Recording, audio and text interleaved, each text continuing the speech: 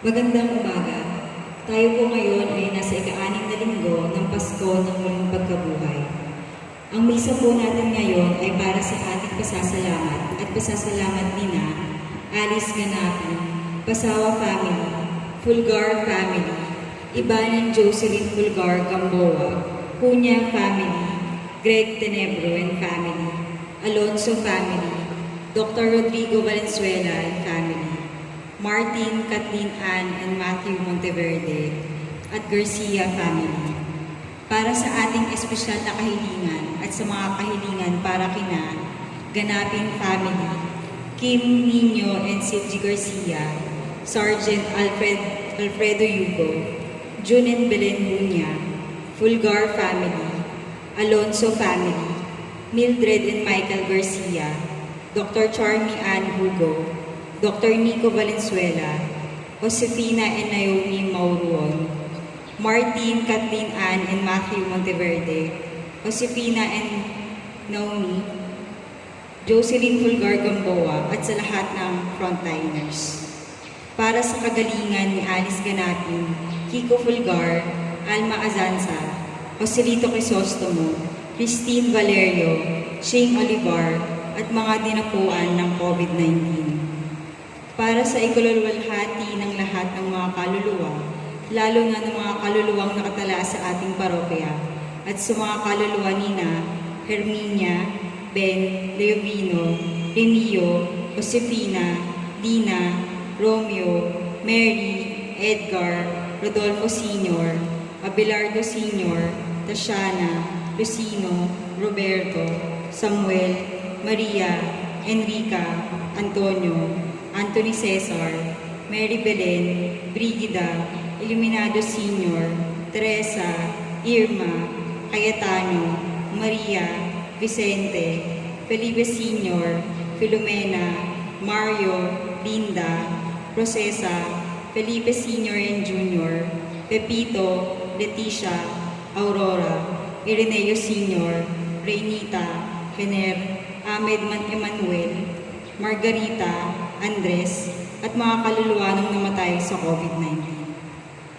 Ang misa po natin ngayon ay pangungunawaan ni Father Chris.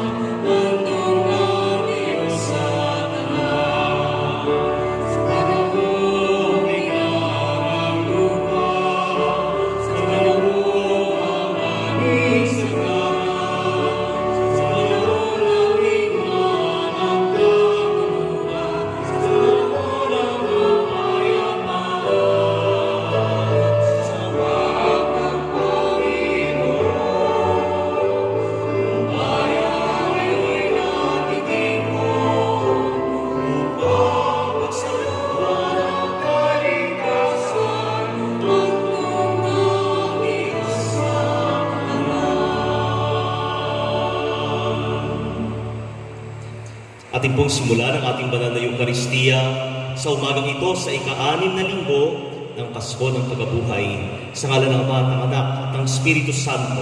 Amen.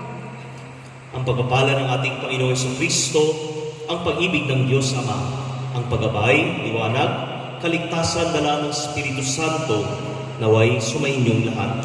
At sumainyo rin. Madalas tayong natatakot mag-isa sa buhay. Ngunit, tiniyak ni Jesus na hindi ito mangyayari para sa ating kakulangan ng pagtanggap sa Espiritu ng katotohanan, humingi tayo ng patawad mula sa Diyos.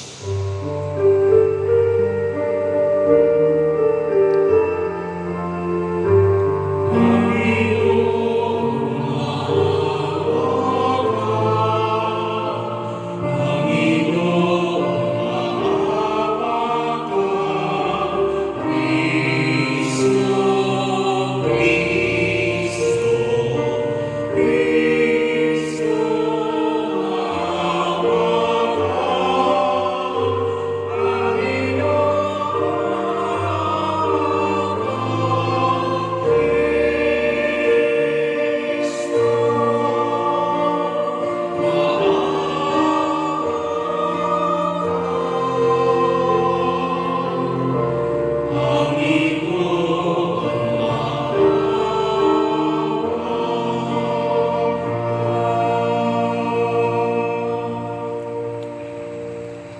Kawa tayo ng makapangyarihang Diyos, patawarin tayo sa ating mga kasalanan, patubayan tayo sa buhay na walang hanggan. Amen.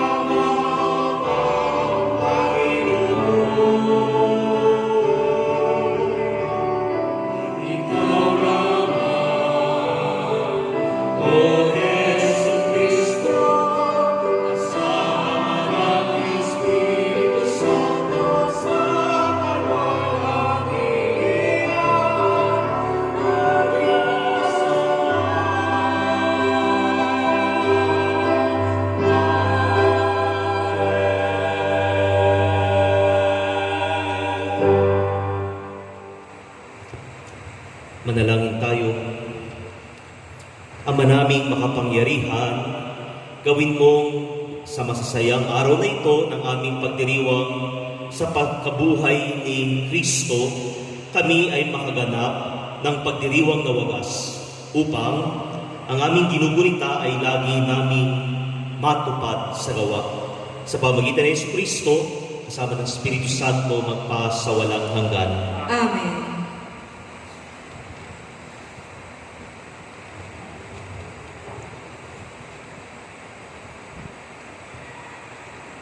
Pagbasa mula sa mga gawa ng mga apostol.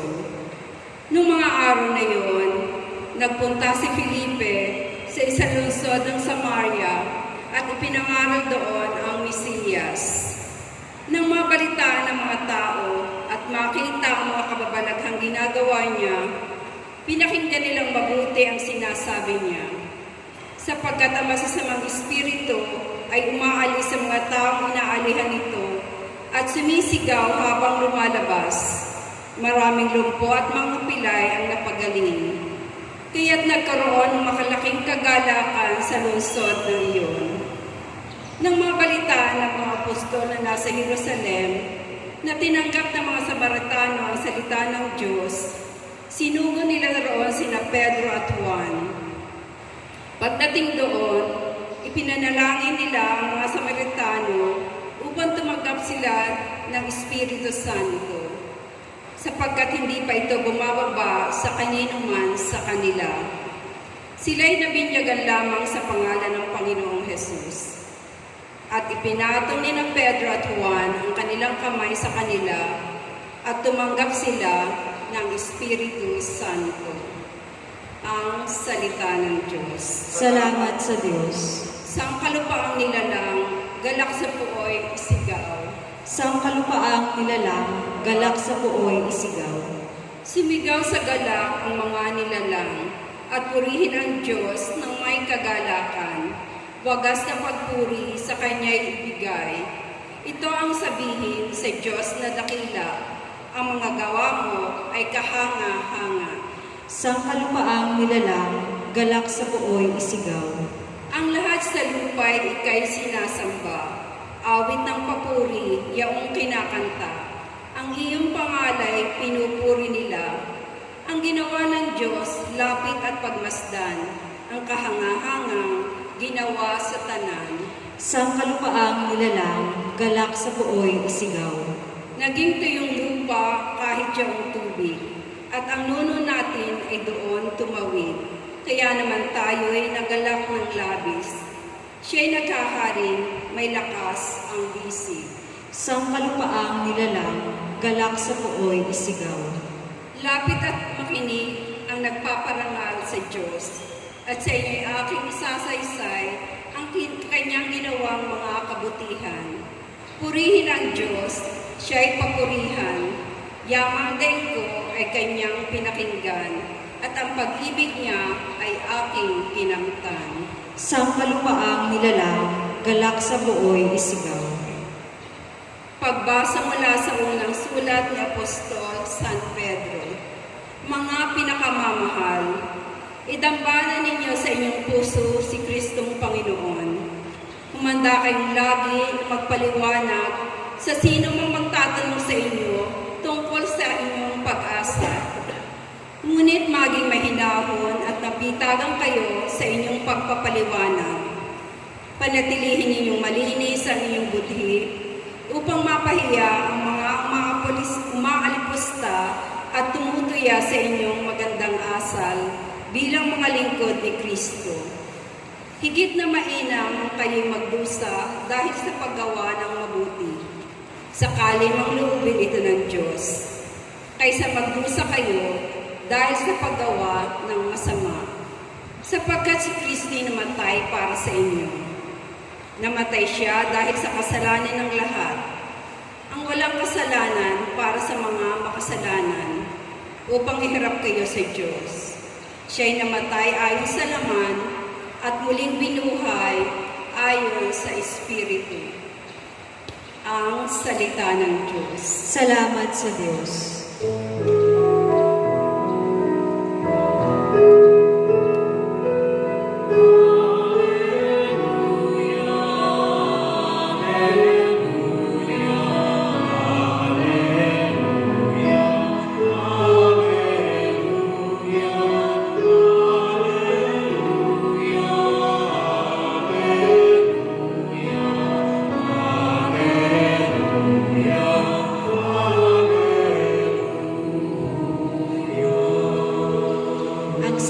Nagmamahal, tutupad sa aking aral, ama't ako'y mananahan.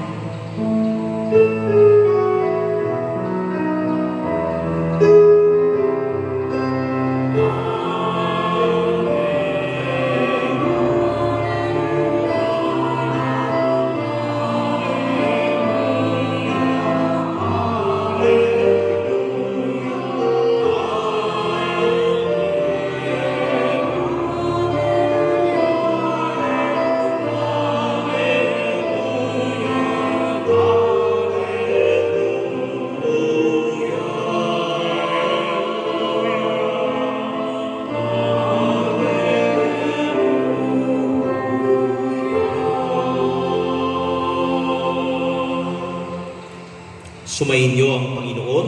At sumayin niyo rin. Pagbasa mula sa mabuting balita ng Panginoon ayon kay San Juan.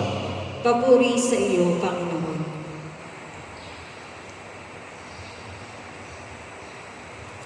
Noong panahong iyon, sinabi ni Jesus sa kanyang mga alagad, "Kung iniibig ninyo ako, tutuparin ninyo ang aking mga utos. Dadalangin ako sama at kayo'y bibigyan niya ng isa pang patnubay na magiging kasama ninyo magpakailanman. Ito'y ang spirito ng katotohanan na hindi matanggap ng sanlibutan sapagat hindi siya nakikita ni nakikilala ng sanlibutan. Ngunit nakikilala niyo siya sapagat siya'y sumasa inyo at nananahan sa inyo. Hindi ko kayo iiwang nangungulila. Babalik ako sa inyo, kaunting panahon na lamang at hindi na ako makikita ng sanlibutan. Ngunit ako'y makikita ninyo sapagkat mabubuhay ako at mabubuhay rin kayo. Malalaman ninyo sa araw na yaon na ako'y sumasama, kayo'y sumasa akin, at ako ay sumasa inyo. Ang tumatanggap sa mga utos ko at tumutupad nito, ang siyang umiibig sa akin. Ang umiibig sa akin ay iibigin ng aking Ama. Iibigin ko rin siya at ako'y lubusang magpapakilala sa Kanya. Mga minamahal na kapatid, ang mabuting ebanghelyo ng ating kaligtasan. Pinupuri ka namin, Panginoong Jesucristo.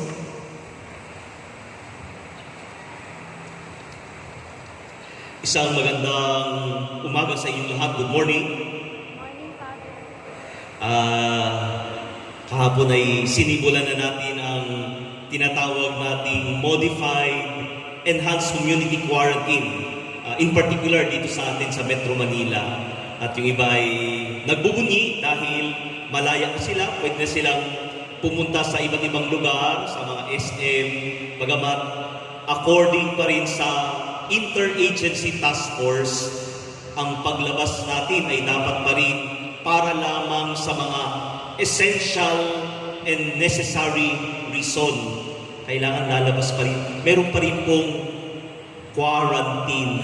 Meron pa rin pong community quarantine. It might be enhanced, it might be modified, it might be general.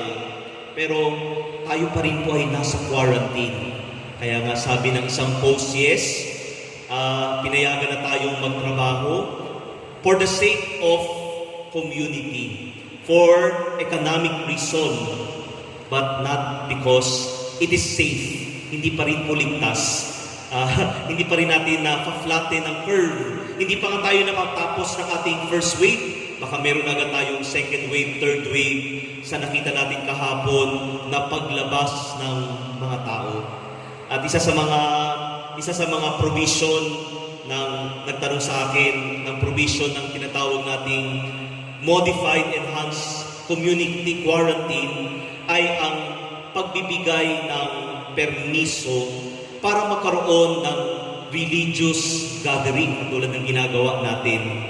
Pero sabi ng guideline ay kailangan lamang po na ang dadalo sa religious gathering katulad ng misa, ngayong Modified Enhanced Community Quarantine ay 5 tao lamang.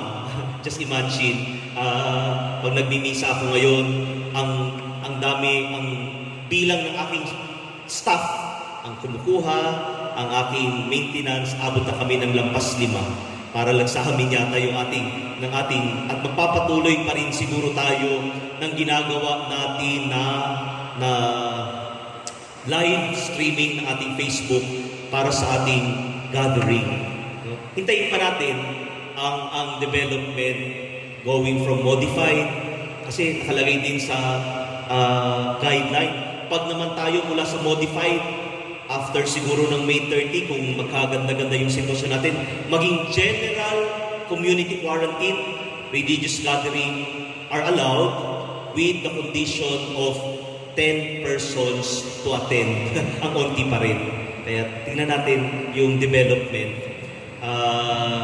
Ipagdasal natin dahil ang ating pagsisimba, lalong-lalo na pagsisimba, opo, makakasimba tayo sa pamamagitan ng pagdarasal at pakikinig sa ating live streaming. Pero yung pagtanggap natin ng komunyon, di ba? Ang ating prayer ay panalangin para makiisa sa Eucharistia. Pero never, for already 2 months, ang ibang mga parishioners ay hindi na nakakatanggap ng katawan ni Kristo. Kaya panalangin natin na with the development, sabi nga ng ating mahal na obispo, noong kapistahan natin sa kanyang humilya, ang ating banal na misa ay hindi lamang ito pagsasama-sama ng mga tao just to feel good, ay nakapagsimba ako. But ang ating pagsasama-sama ay pagsasama-sama ng tulad ng isang pamilya. No? In the church and in the Eucharist, we become one family. We nourish one another. We remind one another. We admonish one another. And we learn to love inside the family. And we come to be in communion with Christ as one family. Kumbaga, ang panalangin natin, ito'y essential. Ito'y napakahalaga rin na parang kung ang pamilya ngayong enhanced community quarantine ay napakahalaga, kung ang iyong pamilya ay masaya, puno ng kagalakan, magiging magandang karanasan mo ng enhanced community quarantine. It's a bonding. It is a, sabi natin, a very quality time with your loved ones. Pero kapag ang community, ang family, ay hindi nga naman nourished by God, ang hirap-hirap siguro araw-araw kasama mo ang isang grupo na walang pagmamahalan, walang pagkakapatiran.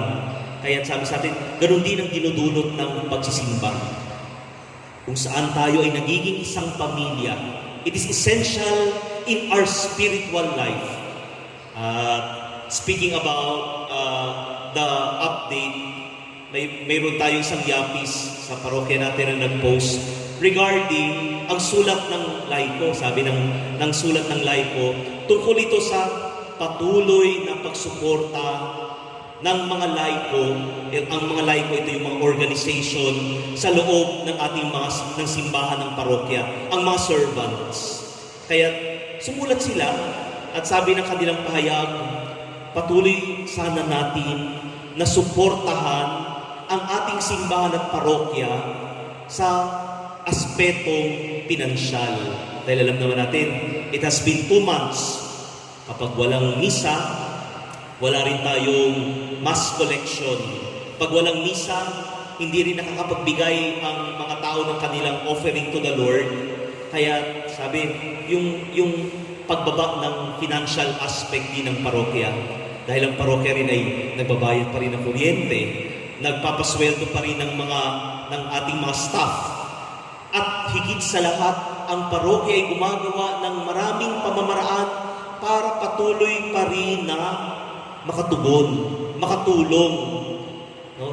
Ang mga relief goods ay kinukuha rin natin sa pondo ng ating parokya. Hindi man nalalaman ng iba. Kaya nga, sabi ng organization ng community ng LIPO, no? We stand with our promise and our statement that we continue to support the church. Ang ganda ng kanilang statement. It's good. Kaya ipinost ito ng isang yapis natin, si Kuya Mark. Tapos, sa kasamang palad, ang dami-daming napakapangit ng mga reaksyon. Hindi ko alam kung galing ito sa mga trolls o ito talaga yung pulso ng mga tao na tungkol, pag pinag-uusapan ng tungkol sa pinansyal na aspeto, no? Nandiyan na yung ang simbahan ay mukhang pera, saan ba dinadala yung mga kayamanan at yung mga libo-libo at milyon-milyon. So, sabi ni Kuya Mark, no? He tried to defend as a servant yung statement na ito ng LIPO, no? At ang ganda-ganda ng kanyang pagpaliwanag. No? Parang bakit ko ito nabanggit? Kasi pinapakita dito sa atin, lalong-lalo na ng ating mga readings, in particular, the second reading.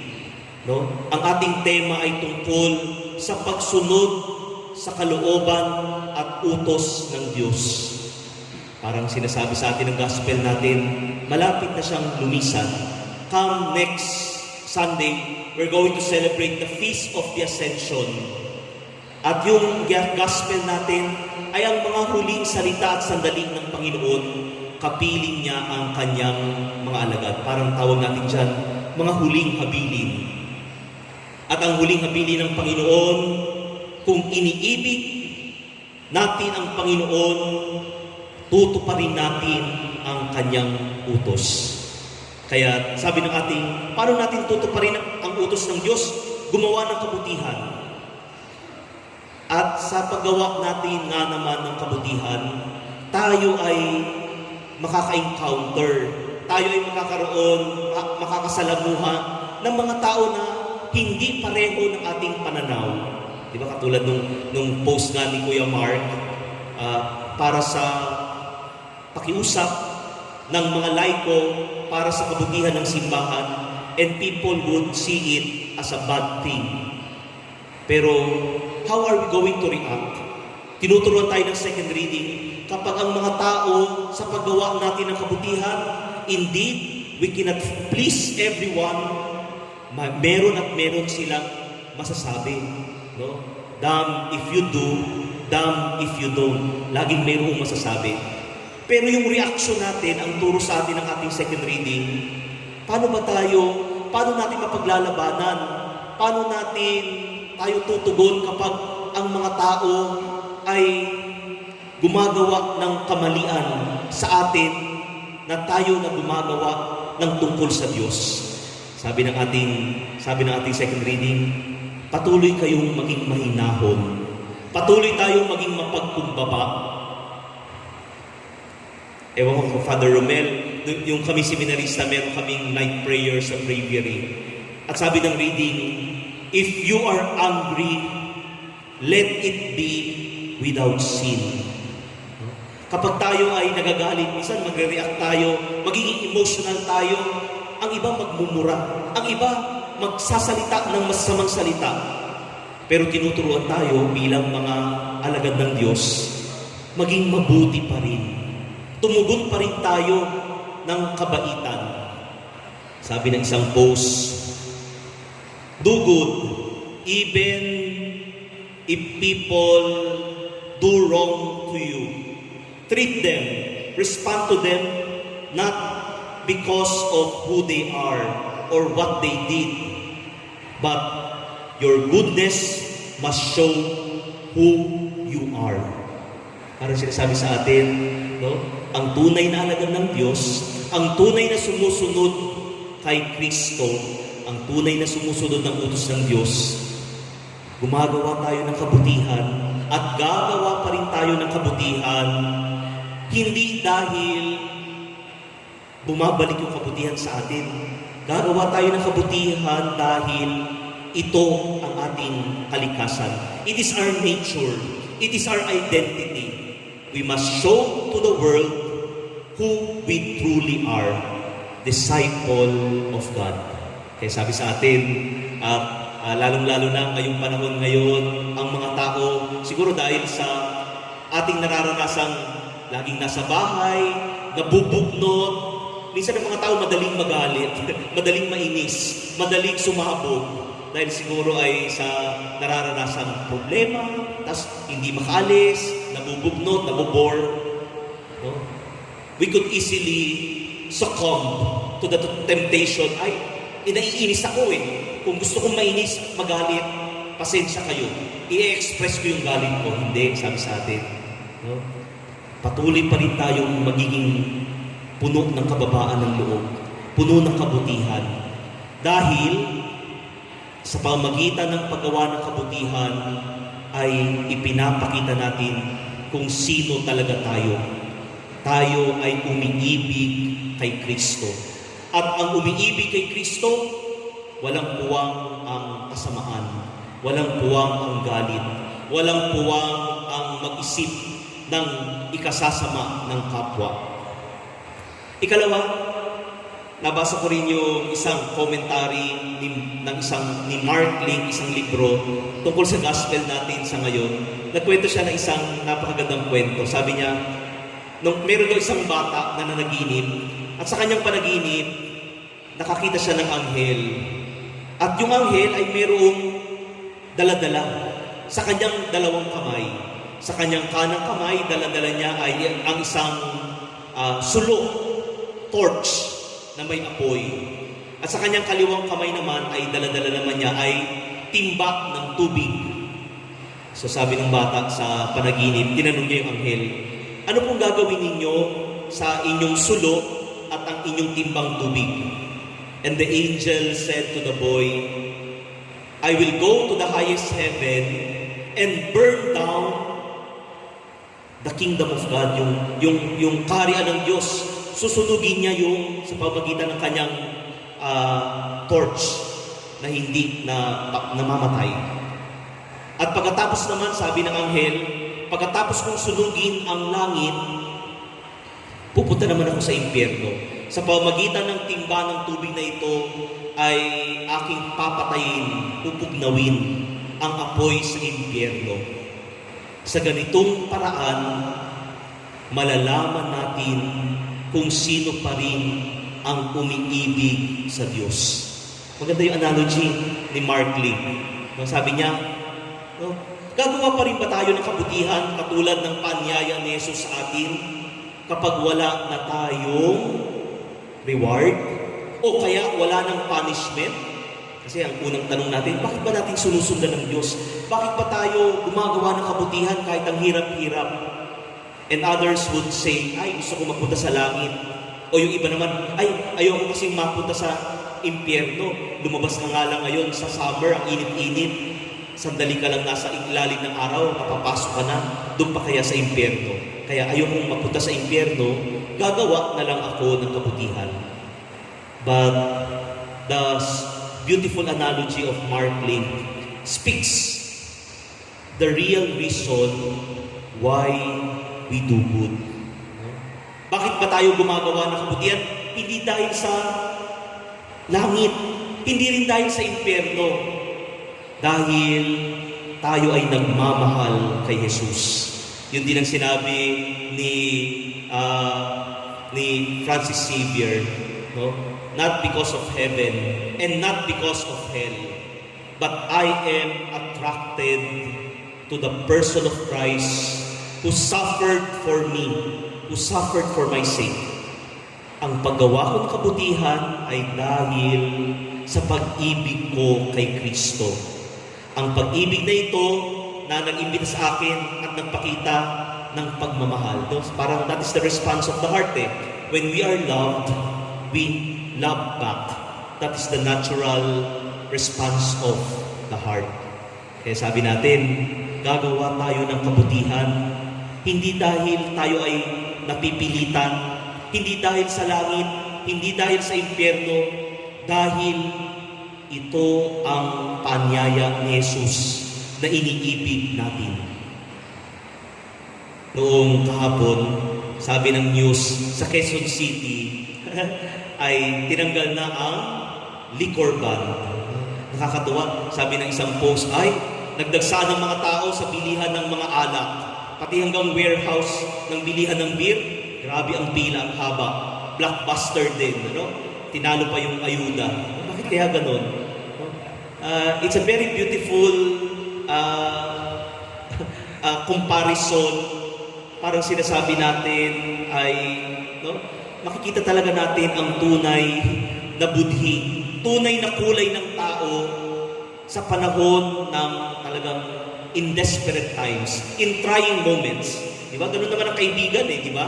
Hindi mo makikilala ang tunay na kaibigan kapag masaya kayo, pag everything is well. But you come to see the real person kapag in times of hardship. Ngayon, we are indeed in a long time of hardship. 2 buwan na tayo na nahihirapan dahil sa COVID na ito. And you come to see the real color of persons. Makikita mo talaga yung tunay na kulay. Sa gitna ng paghihirap, malalaman mo ang tunay na mga tao. Yung mga tao, nung nawala yung liquor ban, nagpila-pila para sa ayuda ng 5, 6 hours para makakuha ng ayuda. No? At grabe talaga ang manghingi para sa pagkain ng mga kapamilya. Pero pagdating na naman sa bisyo, ay, nakalimutan na yung hirap, nakalimutan na yung ayuda, nakalimutan na yung hindi pa kakain, wala pang makain. Pero alak ito bisyo ito Huh?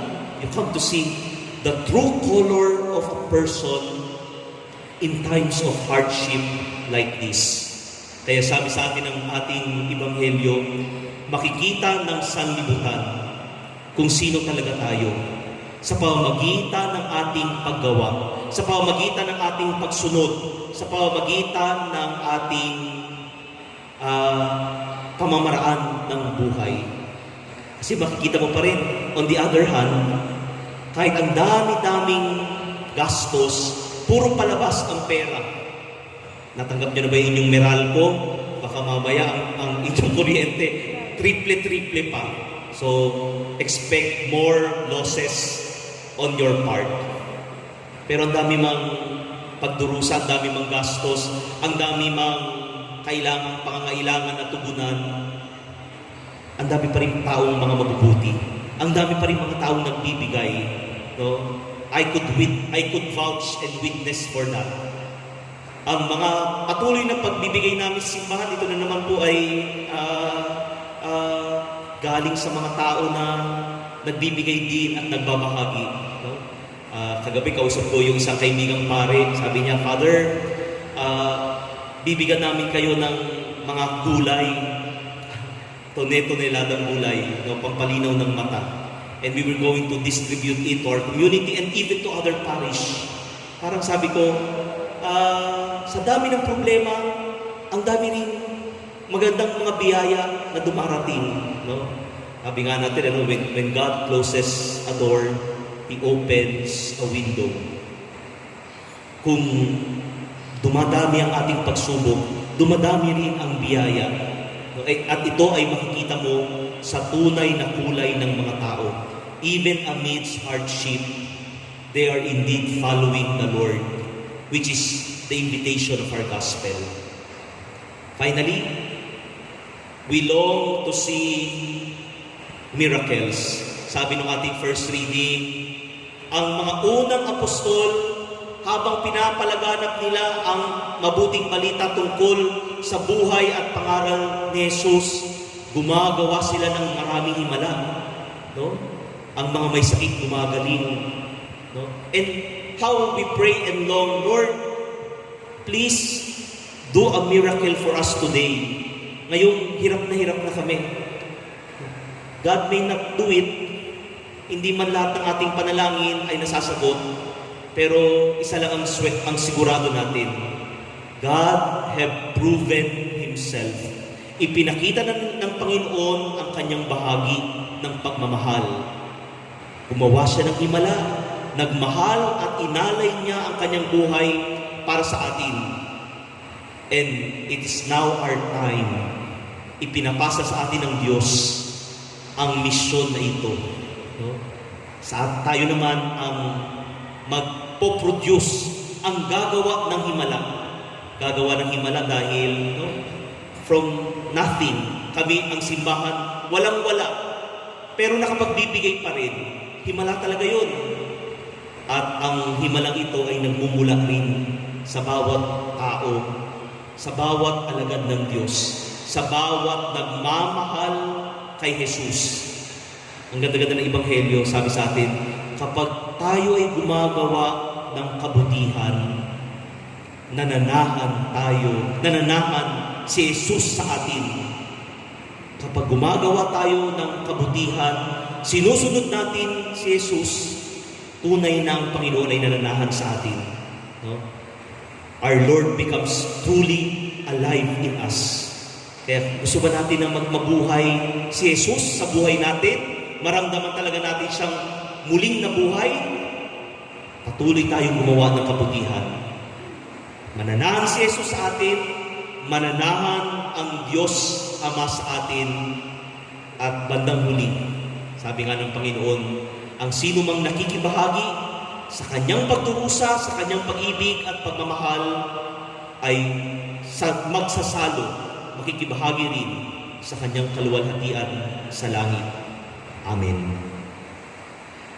Tayo ay tumayo at sabay-sabay nating sambitin ang ating pananampalataya. Sumasampalataya ako sa Diyos na makapangyarihan sa lahat, na may gawa ng langit at lupa. Sumasampalataya ako kay Jesucristo, iisang anak ng Diyos, Panginoon nating lahat, nagkatawang tao sa alaala ng Espiritu Santo, pinanganak ni Santa Maria Virgen, pinagpakasakit ni Poncio Pilato, ipinako sa krus, namatay at inibig, nanaog sa kanaroroonan ng mga yumao, na may tatlong araw na buhay na maguli, umakyat sa langit, naluklok sa kanan ng Diyos ang mga makapangyarihan sa lahat. Doon nagmumula pa rin ito at uupo sa nabubuhay at namatay na tao. Sumasampalataya naman ako sa Diyos Espiritu Santo, sa banal na simbahang Katolika, sa kasamahan ng mga banal, sa kapatawaran ng mga kasalanan, sa pagkabuhay muli ng mga namatay na tao, at sa buhay na walang hanggan. Amen. Hingin natin sa Diyos na lumakas ang ating pagmamahal kay Kristo muling nabuhay at pabalik na sa kanyang Ama. Ang ating sasambitin, Amang mapagpala, isugo mo sa amin ang Espiritu ng katotohanan. Amang mapagpala, isugo mo sa amin ang Espiritu ng katotohanan. Para sa mga namumuno sa simbahan, upang mapuspos sila ng handog ng Espiritu Santo at nang mapalago nila sa katotohanan at sa pag-ibigan ang buong bayan ng Diyos, manalangin tayo sa Panginoon. Amang mapagpala, isugo mo sa amin ang Espiritu ng katotohanan. Para sa lahat ng mga Kristiyano at mga taong may mabuting kalooban, upang sa taong ito ng ekumenismo at pag-uusap hinggil sa pananampalataya ay darangin ng Espiritu ang kanilang mga puso ng apoy ng dalisay na pag-ibig. Manalangin tayo sa Panginoon. Amang mapagpala, isugo mo sa amin ang Espiritu ng katotohanan. Para sa mga namumuno ng ating bansa, upang mamayani ang katotohanan sa kanilang paglilingkod sa taong bayan at mawala sa kanilang mga puso ang paghimbot at pagbabalat kayo, manalangin tayo sa Panginoon. Amang mapagpala, isugo mo sa amin ang Espiritu ng katotohanan. Para sa mga taong nagsisikap sundin ang utos ni Kristo sa kanilang pang-araw-araw na buhay, upang sa pagninilay sa salita ng Diyos at sa pagdiriwang ng banal na Eucharistia ay matagpuan nila ang pagkaunawa at sigla sa buhay. Manalangin tayo sa Panginoon. Amang mapagpala, isugo mo sa amin ang Espiritu ng katotohanan.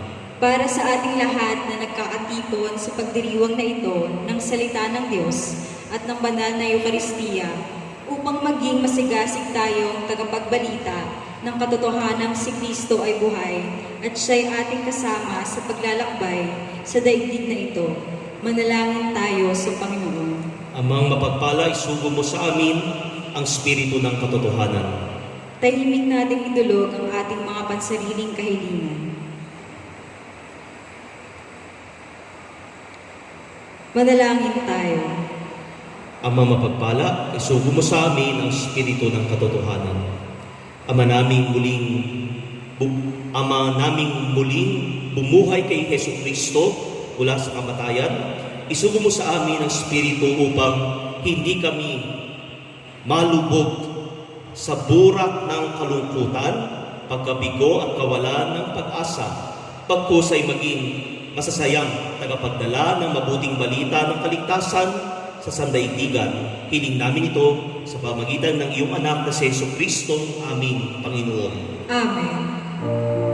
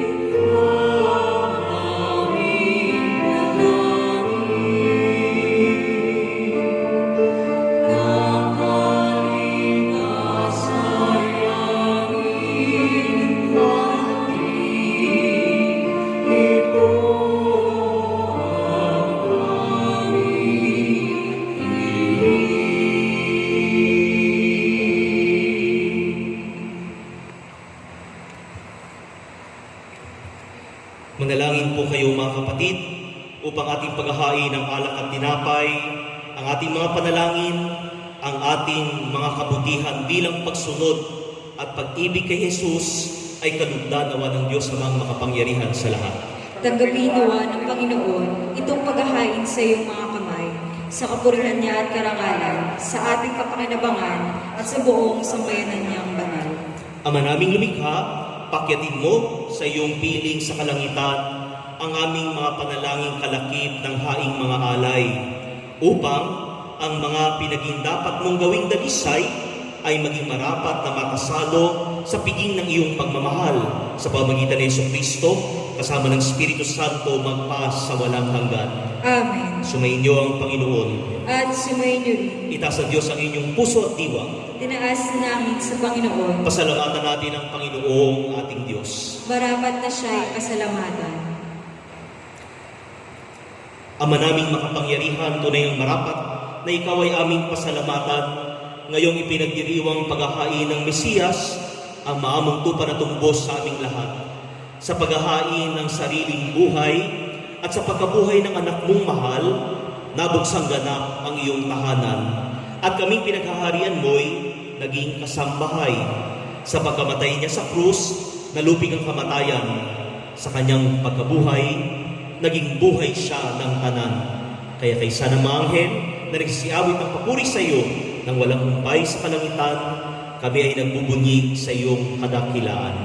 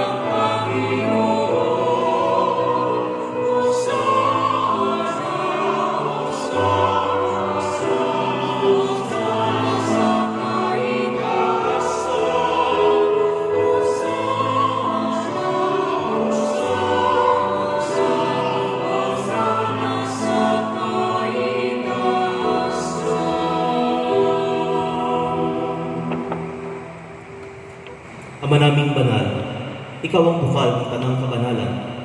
Kaya't sa pamagitan ng iyong Espiritu, gawin mong banalang mga kaloob na ito upang para sa amin ay maging katawan at dugo ng aming Panginoong Jesucristo. Bago niya pinagtiis ang kusang loob na maging handog, hinawakan niyang tinapay. Pinasalamatan kanya.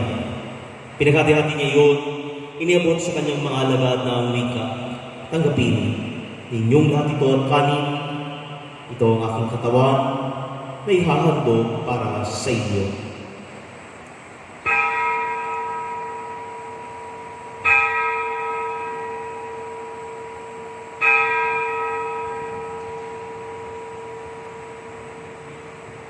At ganyan naman, matapos ang hapunan, hinawakan niya ang kalis. Muli kanyang pinasalamatan. Inabot niyang kalis sa kanyang mga alagad na ang wika. Tanggapin, inyong lahat ito at inumin.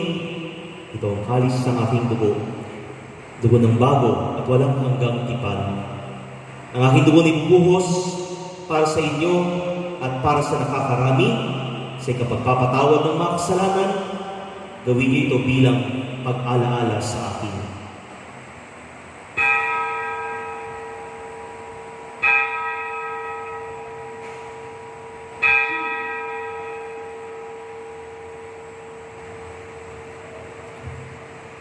Ating ipagbunyi ang misteryo ng ating pananampalataya.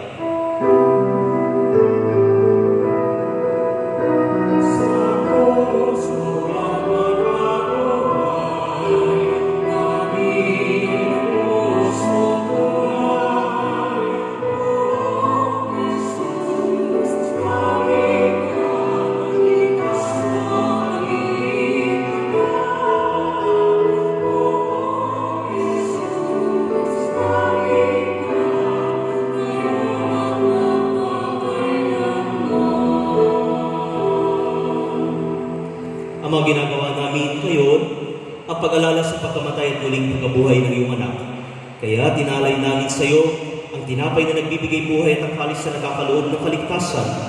Kami nagpapasalamat dahil kami iyong minarapat na tumayo sa harap mo upang maglingkod sa iyo. Isinasamo namin na kaming magsasalo-salo sa katawan ng dugo ni Jesucristo ay mabuklod sa pagkakaisa sa pamagitan ng Espiritu Santo. Ang malingapin mong iyong simbahang laganap sa buong daigdig, puspusin mo kami sa pag-ibig kaysa ni Francisco naming Santo Papa, ni Roberto naming Obispo at ng Tanang Kaparian. Alalahanin mo rin ang mga kapatid naming nahimlay na may pag-asang sila'y muling mabubuhay, gayon din ang lahat ng mga pumanaw. Kawan mo sila patuloyin sa iyong kaliwanagan. Kawan mo at pagindapatin kaming lahat na makasalo sa iyong buhay na walang wakas. Kaysa ni Maria, Birheng Ina ng Diyos, kaysa ng mga apostol at lahat ng mga banal na namuhay dito sa daigdig ng kalugod-lugod sa iyo, may pagdiwang nawa namin ang pagpupuri sa ikararangal mo sa pamagitan ng iyong anak na aming Panginoong Jesucristo. Sa pamagitan ni Kristo, kasama niya at sa Kanya, ang lahat ng parangal at papuri ay sa iyo, Diyos amang makapangyarihan, kasama ng Espiritu Santo, magpa sa walang hanggan.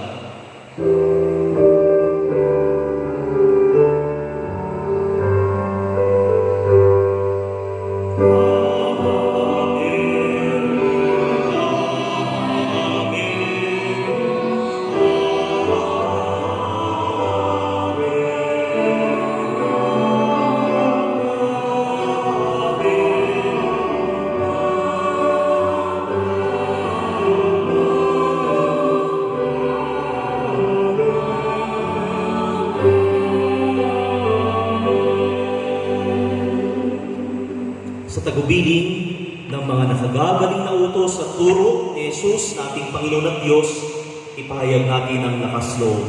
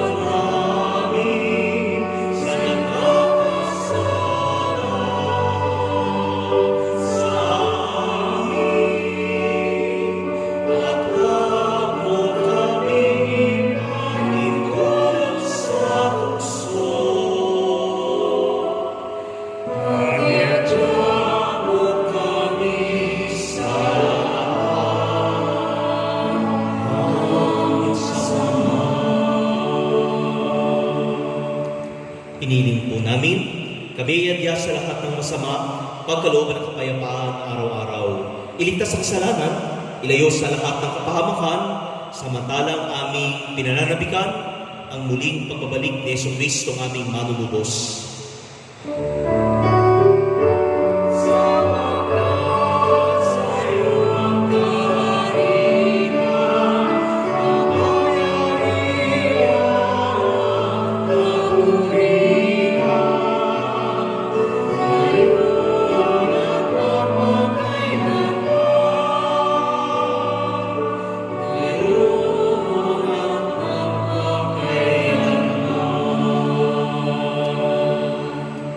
Panginoon Jesucristo, sinabi mo sa iyong mga apostol, kapayapaan ang iniiwan ko sa inyo, ang ang aking kapayapaan ang ibinibigay ko sa inyo.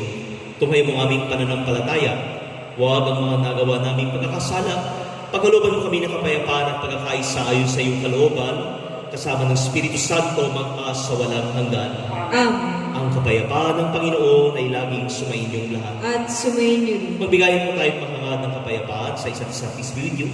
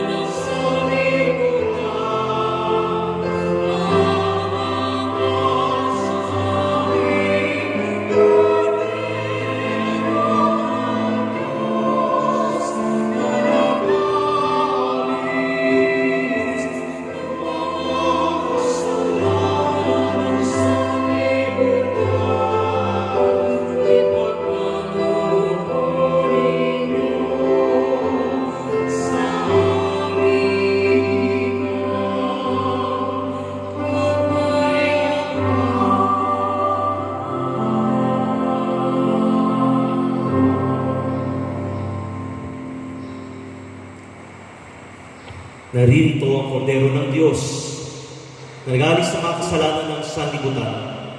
Naririto ang ating Panginoon, ang ating Panginoong Hesus na nagturo sa atin ng pagbibigay, pagmamahal, at pagsasakripisyo sa kapwa. Mapalad kayo tatanggap ng kanyang banal na katawan.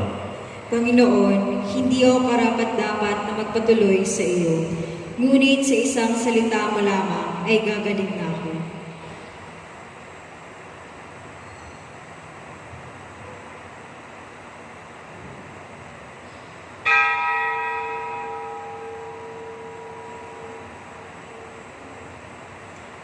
Act of Spiritual Communion. Aming Jesus, nananalig kami ikaw ay nananahan sa pinakabanal na sakramento. Mahal ka namin ng higit sa lahat ng bagay at nais naming tanggapin ka sa aming kaluluwa. Subalit sa sandaling ito, ikaw ay hindi namin matatanggap sa banal na komunyon. Naway tanggapin ka namin ng espiritual sa aming pagnanais na ito at pumasok ka sa aming mga puso. Niyayakap ka namin na parang naririto ka sa amin at pinagkakaisa namin ang aming sarili sa iyo. Huwag mong hayaan kami ay mawalay sa iyo. Amen.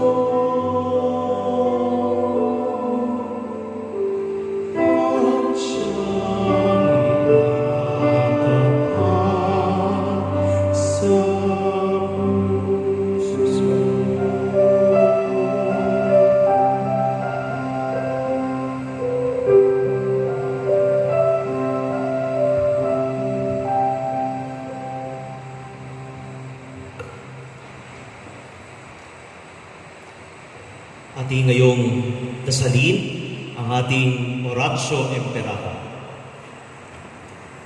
Makapangyarihang Ama, lumalapit kami sa iyo sa aming pangangailangan upang hilingin ang proteksyon laban sa COVID-19 na nagpapahirap sa marami at kumikitil ng maraming buhay. Gabayan niyo po ang mga kamay at isipan ng mga eksperto sa medikal upang sila'y makapaghanap ng lunas sa epidemya ito. Nawa iligtas niyo po kami sa lahat ng uri ng karamdaman at pag-ibayuhin mo sa amin ang panganasang kumalinga at dumamay, lalo na sa mga nangangailangan. Hiling po namin ito sa pamamagitan ni Jesucristo ang anak mo at ang Espiritu Santo magpas sa walang hanggan. Amen. Mahal na Birhe, mapagpagaling sa mga may sakit. Panalangin mo kami. San Lorenzo Ruiz, Panalangin mo kami. San Pedro Calungsod, Panalangin mo kami. San Isidro Labrador. Ipanalangin mo kami. Isang paalala po para sa ating lahat, lalong-lalo lang mga nakikinig sa kanilang mga tahanan sa pamamagitan ng ating Facebook Live. Ang ating pong parokya ay nagdiwang ng kanyang kapistahan noong Friday, May 15, San Isidro Labrador. Nakakatuwa, no? Ang San Isidro Labrador ay associated with prayer to have rain. No? Kasi summer, mahaba yung tag-init, ang buhos ng ulan ng May ang inihintay. Kaya sa pamamagitan ni San Isidro Labrador, ang patron ng mga magsasaka at manggagawa ay humihingi ng ulan. Kaya nung Friday, talagang bumuhos naman ang ulan bilang talagang ramdam na ramdam natin yung patnubay ng ating patron sa pamamagitan ng ulan. At dahil po sa hindi lang ulan kundi bagyo ni Bagyong Ambo. Dahil nga naman sa ulan at sa masamang panahon, yung gabi po ng ating fiesta ay naghanda po ang ating fiesta committee sa tulong din ng ating mga iba't ibang mga organization to have a closing ceremony. Ang tawag po ay Gabi ni San Isidro. Ito po ay awarding ng ating TikTok Challenge winners and special award. At ang pagkakaroon din ng mga presentation ng iba't ibang tao kahit na nasa kanya-kanya tayong tahanan, no? Para tayong Channel 2 na nawala, na nag-concert. Ganun din yung gagawin natin, a variety show. Pero dahil noong Friday ay napakasama ng panahon, nagkaka-brown out, we decided to move it to another schedule. At ang ating pong tribute kay San Isidro Labrador, ito po ay pinamagatan ng araw ni San Isidro, ay gagawin natin mamaya po, 11 a.m. Sa oras lang naman po ito, 11 to 12. It's a tribute para sa kapistahan ng ating mahal na patron. It's a tribute also to our workers, sa mga patuloy na nagbibigay at dumadamay at nagmamahal na ang mga gumagalaw kahit sa upang ipagdiwang yung piyesta natin ng makahulugan. It's a tribute to them. Kaya please, do watch sa ating Facebook Live ng ating parish Facebook page ang ating araw ni San Isidro. Ito po ay magsisimula ng 11 a.m. No? Kakanta po si Father Romel at concert. No? Kaya abang natin yung presentation ni Father Romel sa kanyang kwarto. Kaya sa mga gustong manood at malaman din ang mga nanalo ng ating TikTok, no? Mag-isip at magnilay, atin ding i-announce mamaya. Magkita-kita po tayo sa ating Facebook Live, 11 a.m. Ngayong umagang ito, no? Bago tayo kumain para pagkatapos ng ating variety show and tribute ay lalo kayong ganahan sa inyong pagkain dahil maririnig niyo ang boses ni Father Romel. Manalangin tayo. Ama naming mapagmahal, kaming pinapagsalo mo sa pagkabuhay ng iyong anak ay papakinabangin mong lagi sa kanyang lakas bilang bungang masagana ng dulot mong pagliligtas sa pamamagitan niya kasama ng Espiritu Santo magpas sa walang hanggan. Amen. Sumayin niyo ang Panginoon. At sumayin niyo rin. Yumuko kayo habang iginagawat ang pagbabasbas.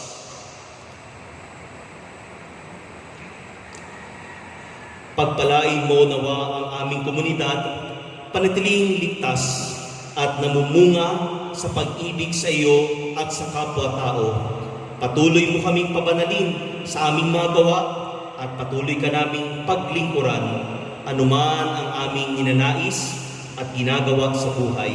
Hiling namin ito kay Kristong aming Panginoon. Amen. At pagpalain kayong lahat ng makapangyarihang Diyos, Ama at Anak at ng Espiritu Santo. Amen. Tapos ng ating pagdiriwang, humayo kayo. Patuloy natin ibigin ng Diyos at sundin ang kanyang mga utos. Salamat sa Diyos.